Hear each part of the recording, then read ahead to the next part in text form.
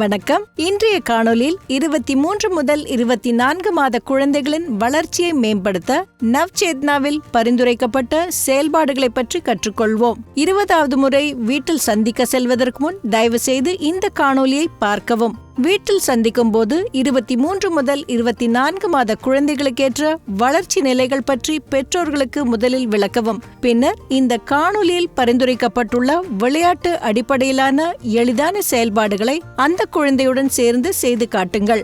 இதை செய்து காட்டிய பின்பு இந்த விளையாட்டுகளை பெற்றோர் மற்றும் பிற குடும்ப உறுப்பினர்களையும் தினமும் குழந்தையுடன் விளையாட ஊக்குவிக்கவும். இந்த செயல்பாடுகளின் மூலம் 24 மாத குழந்தைகளால் பொதுவாக பின்வரும் செயல்களை செய்ய இயலும். விளையாட்டு சாமான்களை இழுக்கும் போது கூட அவர்களால் நிலையாக நடக்க முடியும். வீட்டு பணிகளை நகல் செய்ய முடியும். ஒன்று அல்லது அதற்கும் மேலான உடல் உறுப்புகளை பெயரிட முடியும். இந்த செயல்பாடுகளை தினமும் செய்வதன் மூலம் குழந்தைகள் இந்த வளர்ச்சிகளை அடைய பராமரிப்பவர்களால் உதவ முடியும்.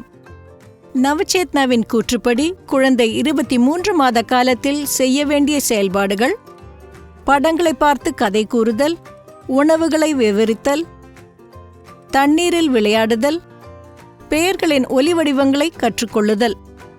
24 மாத காலத்தில் செய்ய வேண்டிய செயல்பாடுகள்: சிகப்பா இல்லையா, கைகளால் பொருட்களை பிடிக்க முயலுதல், மழலை பாடல்களை பாடுதல், வெளியில் நடந்து சுற்றுப்புறத்தை கவனித்தல்.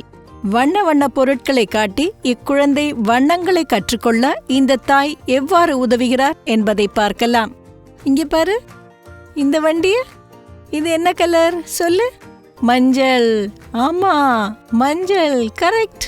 இந்த எளிய செயல்பாடுகளை தினமும் செய்வதன் மூலம் குழந்தையின் முதல் 3 ஆண்டு கால வளர்ச்சிக்கு பராமரிப்பவர்களால் நிச்சயமாக உதவ முடியும்.